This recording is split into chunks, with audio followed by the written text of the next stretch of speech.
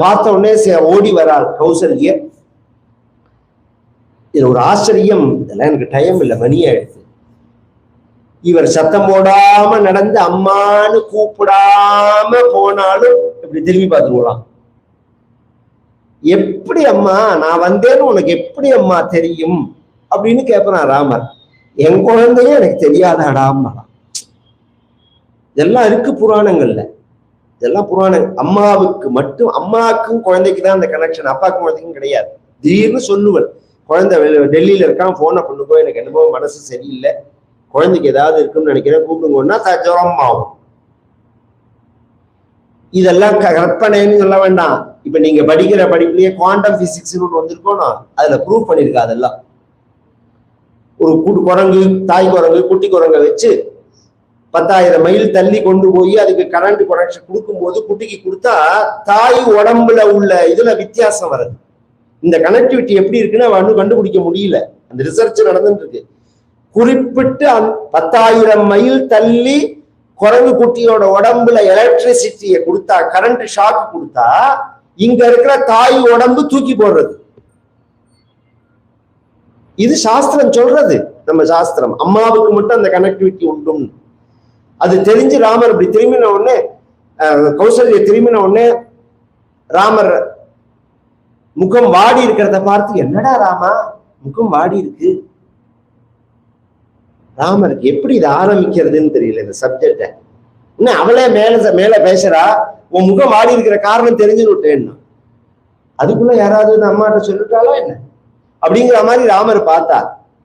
என்ன காரணம்ங்கிற மாதிரி, நேற்றைய தினம் சாயங்காலம் பட்டாபிஷேகம்னு சொல்லி உனக்கு வசிஷ்டர் ரட்சாபந்தனம் பண்ணினத்திலேருந்து நீ பட்னியோன சாப்பிடலையோனா அதனாலதான் முகம் ஆடி இருக்குன்னு. அம்மாங்கிற பைத்தியத்துக்கு குழந்தையோட வயரை தவிர வேற எதுவுமே தெரியாது. வெளியூர்ல உள்ள குழந்தை போன் பண்ணினா, படிச்சியா, பரீட்சை எழுதினியா, டியூஷனுக்கு போனியா, இதை கண்ணியா, அந்த பண்ணியான்னு எல்லாத்தையும் அப்ப கேட்பனே தவிர சாப்பிட்டையான்னு கேட்க மாட்டான். அம்மா போன் எடுத்தா முதல்ல சாப்பிட்டையான்னு தான் கேட்பான். நீ சாப்பிட்டையா அப்படின்னு தான் கேட்பா. இது அம்மா அம்மா இல்லைன்னா அப்புறம் எவன் கேட்க போறான் சாப்பிட்டையா? அதனாலதான் மாத்ருஹஸ்தேன போஜனம் அக்ஷதம் விப்ரஹஸ்தேன மாத்ருஹஸ்தேன போஜனம். சாஸ்திரம் பிரார்த்திக்கிறது, எங்க அம்மா கையால எனக்கு சாப்பாடு கிடைக்கணும். ஒரு சாதாரண உப்பு போட்ட பழையதா இருந்தாலும் அந்த பெசஞ்சா அம்மா வாசனை தெரியும். அதுல அம்மா கையோட வாசனை தெரியும். அதை அனுபவிச்சவாளுக்கு தான் புரியும் நான் சொல்றேன். அந்த மாதிரி பிரார்த்திக்கிறது. நீ சாப்பிடாதனாலதான் இப்படி இருக்க, நான் சாப்பிடவான்னு சொல்லி தங்க ஆசனம் மாதிரி ஒண்ணு எடுத்து போட்டு, அப்ப ராமர் சொன்னார், இது மாதிரி தங்க பலகால உட்கார்ந்துக்கிற சமயம்லாம் இப்ப இல்ல. விஷ்டராசன யோகி காலோயம் உபஸ்திதா. நான் தர்பாசனத்துல உட்கார்ந்து இருக்கிற காலம் வந்திருக்கு. என்னடா சொல்ற ராமா, ராஜா வாச்சேடா, ரிஷிகள் தானடா தர்பாசனத்துல உட்காருவா, நீ ஏன் தர்பாசனத்துல உட்காரணும்னு சொல்லியிருக்க. அம்மா, உங்களுக்கும் சீதைக்கும் லட்சுமணனுக்கும் ஒரு பெரிய பயம் வந்திருக்கு. தேவி நூனம் ந ஜானீஷ மகத் பயம் உபஸ்திதம் இதம் தவச்ச துக்காய வைதேஹ்யா லக்ஷ்மணஸ்ய. ஒழிச்சு கேட்கணும், பெரிய துக்கம் உங்களுக்கு சீதைக்கு லட்சுமணனுக்கு வந்திருக்குன்னு சொல்றாரே தவிர தனக்கு வந்திருக்குன்னு சொல்றாரு. தான் அதை துக்கமாவே அவர் நினைக்கல. புரியற மாதிரி சொல்லுடா. அப்பா உத்தரவு போட்டிருக்கார், பரதனுக்கு பட்டாபிஷேகம், நான் காட்டுல வசிக்கணும்னு சொல்லியிருக்கா. அப்படின்னு உடனே அந்த பட்டாபிஷேகம்ங்கிறத விட்டுட்டான். காட்டுல நீ வசிக்கணுமா, என்ன தப்பு பண்ணின, சரி போ, அப்பா சொல்லிட்டா நம்ம என்னன்னு காரணம் கேட்கக்கூடாது, அப்பா சொன்னதுதான் கேட்கணும். இப்படி எல்லாம் அம்மா சொல்லி வளர்த்ததுனாலதான் நமக்கு அப்பாட்ட மரியாதை இருந்தது. இப்ப போடா வாடா பொட்டக்கண்ணாங்கிறான் குழந்தையிலே அப்பாவை. ஏன்னா இவளே வாடா போடான்னு தான் கூப்பிடுறான். இவன் என்ன கூப்பிடுறாலோ அதுதானே குழந்தைகள் கூப்பிடு சொல்லுவோம். ஒரு அம்மாவை பார்த்துதான் குழந்தைகள் பழகும். முதல்ல தெரிஞ்சுக்கோங்க, அம்மா எப்படி நடந்துக்கிறாளோ கணவன்ட்டா அப்படிதான் நடந்துக்கும். நம்ம எல்லாம் அந்த காலத்துல அம்மாட்ட அவ்வளவு சகஜமா இருப்போம். அப்பா உள்ள இருந்தா வாசல்ல இருப்போம், உள்ள இருந்தா வாசல்ல இருந்தா உள்ள இருப்போம், நேர போய் நிற்க மாட்டோம். இது பேர் இதுன்னு அர்த்தம் இல்ல, அது ஒரு மரியாதை, அது ஒரு கண்ணியம். இது அது இல்லாம போனதுக்கு இதுதான் முக்கிய காரணமே. அப்பா சொன்னா கேட்கணும். சரி, எத்தனை மணி நேரம் உனக்கு காட்டுல வாசம் தான், பழைய காலத்துல ஸ்கூல்ல தப்பு பண்ண பையனை 1/2 மணி நேரம் பெஞ்சில நில்லும்ப வாத்தியார், பெஞ்சு மேல ஏறி நில்லு. மிந்தி இப்ப எல்லாரும் வாத்தியாரை தூக்கி நிறுத்தி போடுவான் மேல. அவர் அந்த கிளாஸுக்குள்ள அந்த செக்ஷன் இருக்கு பாருங்க, அது என்ன, அதுதானே செக்ஷன் தானே சொல்லுவீங்க. அந்த பீரியடு, அந்த இந்த சயின்ஸ் பீரியடு, மேக்ஸ் பீரியடுன்னா இதுக்குள்ள போயிட்டு வரத்துக்குள்ள ராட்சசனுக்குள்ள போயிட்டு வரணுமே நடுங்கிறார் அவர். உள்ள வர தேவையா வேற கேலி கிண்டல் கொத்தரக்காய் கத்திரிக்காய் எத்தியாவது அவர் ரூபத்தை கேள்வி பண்றது இதுக்கு. அப்புறம் படிச்ச படிப்பு பிண்டம் பெருங்காயம் என்ன, படிச்ச படிப்பு எப்படி சோறு போடும், படிச்ச படிப்புக்கு சோறு கிடைக்கணும்னா அவன் கோல்டு மெடல் வாங்கிட்டு உட்காந்துருக்கான். குரு பக்தி இருந்தாதான் கூடும் குருவில்லா வித்தை. குரு பக்தி இல்லைன்னா அந்த படிப்பு நமக்கு பிரயோஜனம் ஆகாது. பக்தி இருக்கா மாதிரி குரு இப்ப கிடையாது, அது வேற விஷயம். இந்த சிஸ்டத்தை கெடுத்தவனே சொல்றான் எங்க வாத்தியார், எங்க காலம் மாதிரி வாத்தியார் கிடையாதுங்க. இந்த விஷயம் என்னன்னா, அப்பா சொன்னா கேட்கணும்னா 6 மணி நேரமா அஷ்டவூச்ச, அதோட ஒரு 8 சேர்த்துக்கோங்கன்னா 14 மணி நேரம் உன்னை விட்டுட்டு நான் எப்படி ராமா இருப்பேன் அப்படின்னு ஒண்ணு. அம்மா மணிங்கிறே வருஷாணி வத்ஸ்யாமி விஜனேவனே ஆசேவமானோ வன்யானி பலமூளைஷ்ச வர்த்தயன்னி. அம்மா 14 வருஷம்மா, 14 வருஷம் அப்படின்னு உடனே நிகிருத்தியேவ சாலஸ்ய எட்டி பரசுனா வனே.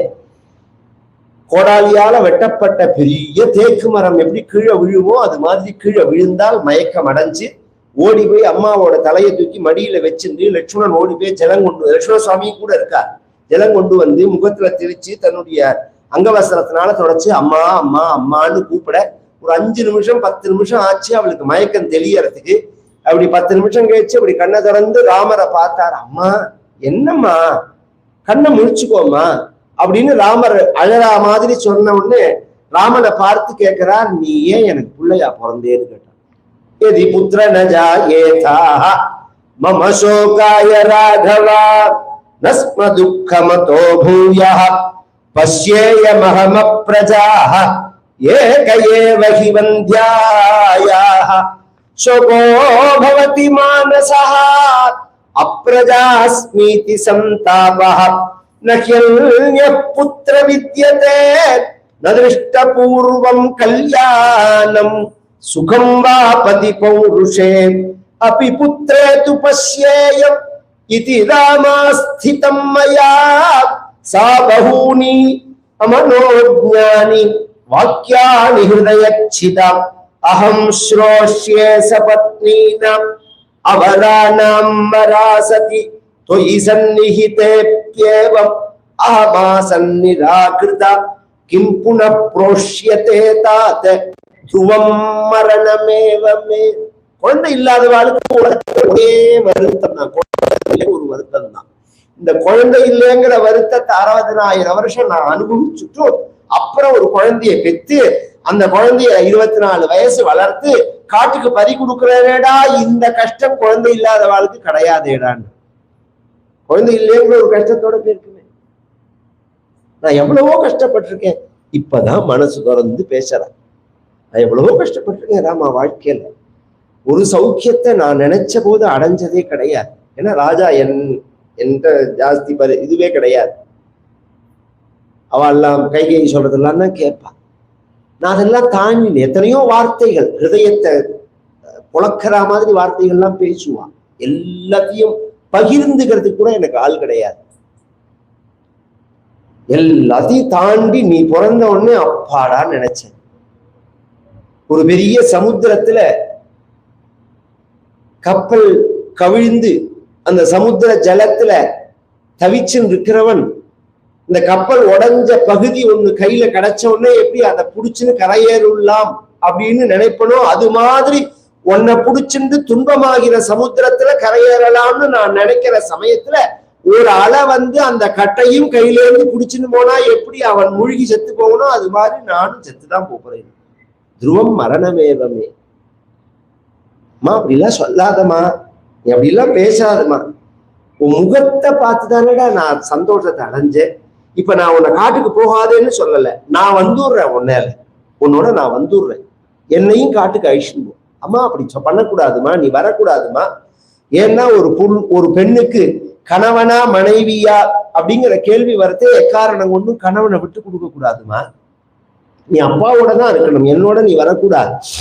இப்படி எல்லாம் சில தர்மங்கள் எல்லாம் எடுத்து சொல்லும் போது அவ சொன்னா ஒரு கட்டத்துல மாதృ வாக்கியம் அப்பாவா சொன்னதை எப்படி கேட்கணுமோ அது மாதிரி அம்மா சொன்னதையும் கேட்கணுமா வேண்டாமான்னா, நான் சொல்றேன் நீ காட்டுக்கு போகாதேன்னு. நாம இருந்தா நல்ல சான்ஸ் கிடைச்சதுன்னு நினைப்போம். அந்த அந்த அந்த இடத்துல அந்த தர்ம சூக்ஷ்மம் புரிஞ்சவாளுக்கு தான் புரியும். ராமர் சொன்னார், என்னை இப்ப வேற யாராவது ஒருத்தர் காட்டுக்கு போன்னு சொல்லி நீ போகாதுன்னு சொன்னா ஒன்னு தான் கேட்பேன். என்ன இப்ப காட்டுக்கு போன்னு சொன்னது எனக்கு மட்டும் தெய்வம் இல்லை, உனக்கும் தெய்வம். அப்ப ரெண்டு பேரும் சேர்ந்து அதை நம்ம நிறைவேற்றிதான் ஆகணும். நீ சரி இப்படி எல்லாம் சொல்லிட்டே இருக்கிறது, நான் எத்தனையோ புண்ணியம் பண்ணினேனே, பூஜை பண்ணினேனே, அதெல்லாம் எனக்கு சரியானபடி பலனை கொடுக்கலையே, நல்ல பூமியா இல்லாம கெட்ட பூமியில போட்ட விதை மாதிரி ஆயிடுத்து அப்படின்லாம் இவ வருத்தப்படுறதே பக்கத்துல இருக்கிற லட்சுமண சுவாமிக்கு ரொம்ப கோபம் வந்தது. இத்தனை நேரம் பேசாம இருந்தவனுக்கு ரொம்ப கோபம் வந்தது. அண்ணா அந்த தர்மம்ங்கிறதெல்லாம் கையால் ஆகாதவன் பேசுறதுன்னு. நேற்றைய தினம் உங்களை கூப்பிட்டு அவர் பட்டாபிஷேகம்னு சொல்றது, இன்னைக்கு இல்லைன்னு சொல்றது, என்ன நினைச்சுட்டு இருக்கான் அந்த கணவன்? என்ன நினைச்சுட்டு இருக்கான்? சொன்னதெல்லாம் கேட்பான்னு நினைச்சிட்டு இருக்கானா? அப்படி சொல்லாத லட்சுமணா, அப்பாவை மரியாதை குறைச்சலா பேசாத. அப்பா சொன்னதை அப்பா அது சுப்பாவாதுன்னா, அப்பா அப்பாவா இருந்தாதான் அப்பா சொன்னதை கேட்கணும். அப்பா இல்லைன்னா அப்பா சொன்னதை எப்படி கேட்க முடியும்? நேற்றைய தினம் பட்டாபிஷேகம்னு சொன்னார், இன்னைக்கு இல்லைன்னு சொல்றார், எப்படி அவர் சொன்னதை கேட்க முடியும்? இப்பயே தூக்கி அந்த கழவரை தூக்கி நான் ஜெயில போடுறேன், உங்களுக்கு பட்டாபிஷேகத்துக்கு ஏற்பாடு பண்றேன், கைகேயி கோஷ்டியோ யார் வந்தாலும் வெட்டி சாச்சுடுவேன். எனக்கு தர்மங்கள்லாம் எதுவுமே கிடையாது, இந்த ஏற்பாடை நான் பண்றதுக்கு நீங்க ஒரு அனுமதி கொடுங்கோன்னா. ராமர் சொன்னார், தர்மம் இல்லைன்னு சொன்னாலும் தர்மத்தை மீறி உன்னால பேசவும் முடியாது, நடக்கவும் முடியாதுன்னா. எப்படி நீ பேசின பேச்சுலயே தர்மம் இருக்குன்னா, நான் தான் தர்மம் இல்லைங்கிற, அதுல எங்க தர்மம் இருக்குன்னா? அப்பாவை தூக்கி ஜெயில போடுறேன்னு சொல்றது தர்மமா? கையை வெட்டி சாய்ப்பேன்னு சொல்றது தர்மமா? மீறி பட்டாபிஷேகம் பண்ணுவேன்னு சொல்றது தர்மமா? அதெல்லாம் தர்மம் இல்ல. இத்தனையும் தாண்டி இதை செய்யறதுக்கு எனக்கு ஒரு உத்தரவு கொடுங்கன்னு என்ன கேட்கிற பாரு, அதுதான் தர்மம். நான் அண்ணா, நீ தம்பி, ஏன் இதெல்லாம் ஏற்பாடு பண்ணிவிட்டு நீங்க வாங்கணும்னான்னு என்ன கூப்பிடலாமே? நான் அண்ணா, எனக்கு ஏதோ ஒரு இடத்துல ஒரு கட்டுப்படுற மத்தியில நம்ம சமூகத்துக்கோ ஜாதிக்கோ சமயத்துக்கோ தெய்வத்துக்கோ உறவுக்கோ பாசத்துக்கோ ஏதோ ஒரு விதத்துல கட்டுப்படுற மத்தியில அந்த கட்டுப்பாடுக்கு தான் தர்மம்னு பேரு. அதை கட்டுப்பாடுன்னு சொல்லலாமேன்னா அது ஒரு பிரச்சனை இருக்கு. என்ன பிரச்சனைன்னா, வெறுமனை கட்டுப்பாடுன்னா 10 பேரா கைகோத்தின்னு கட்டுப்பாடா போய் ஒரு பஸ்ஸை கொளுத்தினாலும் அதுக்கு கட்டுப்பாடுன்னு தான் பேரு. அதனால கட்டுப்பாடுங்கிற வார்த்தையால அதை சொல்லக்கூடாது, தர்மம்னு தான் சொல்லணும். உலகத்துல தர்மம் தான் உயரும். தர்மோ ஹி பரமோ லோகே தர்மே சத்தியம் பிரதிஷ்டிதம் தர்ம சம்ஸ்ருதமேதச்ச பிதுர்வசனமுத்தமம். அந்த தர்மத்துல சத்தியம் இருக்கு. அந்த சத்தியத்திலையும் அப்பா சொன்னத, அப்பா அம்மா நம்மளுடைய ஆச்சாரியன் சொன்னதை கேட்கணும். ஏன் இவா 3 பேரை குறிப்பிட்டு இருக்கார்? சம்ஸ்ருத்திய பிதுர்வாக்கியம் மாதுருவா பிராமண சேவான்னு இருக்கு. இந்த 3 பேரும் கோர்ட்டுக்கு போகாதவான். நாம வார்த்தை மாதிரி நடந்தோம்னா அப்பா கோர்ட்டுக்கு போக மாட்டார். நான் வார்த்தை மாதிரி நடந்தோம்னா அம்மா கோர்ட்டுக்கு போக மாட்டா. நாம வார்த்தை மாதிரி நடந்தோம்னா நம்மளுடைய ஆச்சாரியன் கோர்ட்டுக்கு போக மாட்டார். இது இவாள்கிட்ட சொன்னபடி நடக்கணும். இதுல அப்பாவை மேல குறை சொல்றதுக்கோ கைகையை குறை சொல்றதுக்கோ ஒண்ணுமே கிடையாது. நேற்றுக்கு அவர் தான் எனக்கு பட்டாபிஷேகம்னா, நேத்தி பிறந்தும் கைகை என்கிட்ட பிரியமா தான் இருந்தா, பட்டாபிஷேகத்தை கைகையை மாத்தினால்னா அது அவ மேல குற்றம் இல்லை, அம்மா மேல குற்றம் இல்லை லட்சுமணா, இது தெய்வம்னு. நாம நினைச்சு ஒரு முயற்சி பண்ணி அதன்படி நடக்காம போச்சுன்னா அப்ப தெய்வ சங்கல்பம்னு தானே நாம சொல்லுவோம். தெய்வ சங்கல்பம்னா ஒண்ணு அவன் சொன்னா அந்த தெய்வத்தை ஒரு கை பாக்குறேன்னா, கட்சி தெய்வேன சௌமித்ரே யோத்து உற்சாகத்தே புமானுன்னா, யாரால தெய்வத்தை என்ன பண்ண முடியும்னு கேட்டா, என்ன ஏற்பாடு பண்ணாலும் ரிசல்ட்டுக்கு வெயிட் பண்ணி தான் ஆகணும். ரிசல்ட் நம்ம கையில கிடையாது. when proposes அப்படின்னு சொல்றோம். அந்த புடிய பகவான் கையில வச்சுட்டு இருக்கா. தெய்வத்தால் ஆகாது எனினும் முயற்சிதன் மெய்வரு. ஒழுங்கா குரலுக்கு அர்த்தம் சொல்றவாளே கிடையாது. அதுல அத்தனை திருப்பி ஃப்ராடு. முயற்சிதன் மெய்வருத்த கூலி தரும்ங்கிற அந்த அர்த்தத்தை தான் சொல்ல வந்தார் திருவள்ளுவர்னா, முன்னாடி இந்த ஒரு வார்த்தையே சேர்க்கணும். அந்த வார்த்தையே விட்டுள்ளாமே. தெய்வத்தால் ஆகாது எனினும் ஏன் சொல்லணும்? அப்ப தெய்வம்னா எது, முயற்சின்னா எதுன்னா, பூமியை உழுது விதை போடுறது முயற்சி, மழை பெஞ்சு முளைச்சு காய்க்கிறது தெய்வம். இதுல உங்க முயற்சி கூடயா தெய்வத்தோட முயற்சி கூடயா? அப்ப தெய்வம் தான் சப்போர்ட்டா இருக்கு. ஆனா நீங்க செய்யாம தெய்வம் பண்ணாது. நீங்க விதைக்காம பயிர் விளையாது. நீங்க விதைக்கணும். விதைய நீங்க கண்டுபிடிச்சலா, பயிரை நீங்க கண்டுபிடிச்சலா, மண்ணை நீங்க தயார் பண்ணலா, ஜலத்தை நீங்க உற்பத்தி பண்ணினேலா, உள்ள பூந்து விதைய விதைக்கிற மாதிரி நீங்க பண்ணினேலா, அந்த செடி வளர்ற மாதிரி நீங்க பண்ணினேலா, காய்க்கிற மாதிரி நீங்க பண்ணல. இதுல ஏதாவது ஒரு ஸ்டேஜ்ல அது நின்று போனா உன்னால என்ன பண்ண முடியும்? அதுதான் இந்த கேள்வி. அந்த இடங்கள்லாம் தெய்வம் தானே உள்ள இருக்கு. ஒரு கட்டத்துல பெரிய வைத்தியங்கள்லாம் இதுல இந்த நாஸ்திகவாதியா இருக்கிறவன் யார் தெரியுமா இருப்போம்? அறகுறையா உள்ளவன் தான் இருப்பான். சுத்தமா படிப்பு இந்த சம்பந்தமே இல்லாதவாலும் முழுசா நம்புவா. நன்னா படிச்சவனும் முழுசா நம்புவான். பெரிய டாக்டர்கிட்ட கேளுவோம், நாங்க பண்ற வைத்தியங்கள்லாம் பண்ணிருக்கோம். அதுக்கு மேல இந்த மாயா இருக்கிற ராமமூர்த்தின்னு ஒரு டாக்டர், அவர் இப்ப இல்ல, 2 ரூபா தான் வாங்கி பெறவர். ஊசி போடாத டாக்டர்னு பெறவர். கடைசி மட்டும் அவர் வாழ்க்கை ஊசி போட்டதே கிடையாது. அதுல 1 ரூபா வைத்திய சுப்பிரமணிய வைத்தீஸ்வரன் கோவிலுக்கு 1 ரூபா தான் அவருக்கு. அந்த மருந்தை கொடுக்கறதேவே வைத்தியநாதனை வேணும்னு சாப்பிடு, அப்பதான் சரியா போகும். நான் மருந்து கொடுக்கலாம், வியாதியை நான் சொல்லலாம், அது தேவையா போகணுமே. பேராயிரம் பரவிவானோரேற்றும் பெம்மானை பிரிவிழா அடியார்க்கென்றும் வாராத செல்வம் வருவிப்பானை மந்திரமும் தந்திரமும் மருந்துமாகி தீரானோய் தீர்த்தருள வல்லான் தன்னை. வைத்தீஸ்வரன் கோவில் தேவாரம். மந்திரமும் தந்திரமும் மருந்துமாகி அப்படின்னு. அது மாதிரி தெய்வத்தை முழுசா நம்பணும், முயற்சி பண்ணணும், பலன் தெய்வம் கொடுக்கும். அதனால இதுல சொல்லாத அம்மா நீனும் அப்படி பேசாதம்மா, அப்பா சொன்னதை நானும் கேட்கணும் நீனும் கேட்கணும், லட்சுமணா நீனும் கேட்கணும்னு உடனே அம்மா என்ன பண்றாள், அந்த ஜலத்தை எடுத்து கண்ணை தொடச்சு விட்டாள். சாபனிய தமாயாச உபஸ்பர்சிய ஜலம் சுச்சி. ஏன் அப்படின்னா, மேல ஆசீர்வாதம் பண்ணணும், அழுதுண்டு ஆசீர்வாதம் பண்ணக்கூடாது. நார்மலா பொதுவா அழுதுண்டு ஆசீர்வாதம் பண்ணா அது அமங்கலம். அதனாலேயே கல்யாணத்துல ஒரு மந்திரம், என்ன மந்திரம்னா, யாராவது அழுதா அந்த தோஷம் போறதுக்குன்னு ஒரு மந்திரம். ஜீவாகும் ருதந்தி விமயந்தே அத்வரே. வாத்தியார் சொன்னதை கேட்கலன்னாலும் இப்ப நான் சொல்றதையாவது கேளுங்க. தீர்காமனு பிரசிதிந்தீதியுர்நரஹ வாமம் பித்ருப்யோ இதகும் சமேரிரேமய பதிப்யோ ஜனய பரிஷ்வஜே. இந்த மந்திரத்தை சொல்லிடும்னா போதாயனர் சொன்னார், ஆபஸ்தம்பர் சொன்னார் இது யாராவது அழுதா ஜபம் பண்ணுன்னார். போதாயனர் சொன்னார் நீ ஜபம் பண்ணிடுன்னாரு. யார் அழுதா அழலன்னே பார்க்காத, யாராவது எங்கேயாவது கல்யாணத்துக்குமே அழறதுக்குன்னே வருவா. கல்யாணத்துக்கு எங்க ஊர் பக்கத்துல ஒரு கல்யாணம், சேங்காலிபுரத்துலதான். அந்த கல்யாண பொண்ணோட அப்பாவோட பாட்டி, கவனிச்சு கேளுங்க, 97 வயசாருது அவளுக்கு. அவ ரேழியில படுத்துன்னு இருக்கா. ரேழின்னு ஒரு இடம் உண்டு, அதுல படுத்துன்னு இருக்கா. கல்யாண வாசல்ல பந்தல் அடிச்சு போட்டு எல்லாம் ஏகப்பட்டதா 4 நாள் கல்யாணம் அமக்கலமா நடக்கிறது. ஸ்ரீமங்கல் நிதாரணத்துக்கு முன்னாடி பாட்டிகிட்ட வந்து ஒரு வார்த்தை பெரியவாழ்கிட்ட சொல்லணுங்கிறதுனால, பாட்டி ஸ்ரீமங்கல் நிதாரணம் பண்றேன்னு சொல்றா, பேஷா பண்ண சொல்லு அப்படின்னு விட்டா. அண்ணன்ட போன உடனே ஓன்னு அழுதா. பக்கத்துல உள்ள கவனிச்சுக்கிறவ கேட்டா, இப்ப என்னத்துக்கு பாட்டி அழற, உன்னை எல்லாம் மரியாதையா நடத்தி வேலைக்கு டிஃபன் கொண்டு கொடுத்து இப்ப கூட்ட கூட அனுமதி கேட்டுன்னு தானே ஸ்ரீமங்கல் நிதாரணம் பண்றாங்க. நான் அதுக்கெல்லாம் அழலடி. பின்ன இவ்வளவு விமரிசையா தெருவடைச்சு பந்தல் போட்டு பேண்டு வாத்தியம் வச்சு என் கொள்ளு பேத்துக்கு என் பேரம் பண்ற கல்யாணத்தை பாக்குறதுக்கு எங்க அம்மா இல்லையேன்னு நினைச்சேன்னா, இவளே கூடையில அழுற மாதிரி இருக்கா. இவ அம்மாவை வேற ஸ்வீகாரம் பண்ணிக்கிறா. அழறதுக்கு காரணமா வேணும், ஏதோ ஒரு காரணம் சொல்லி அழ போறா.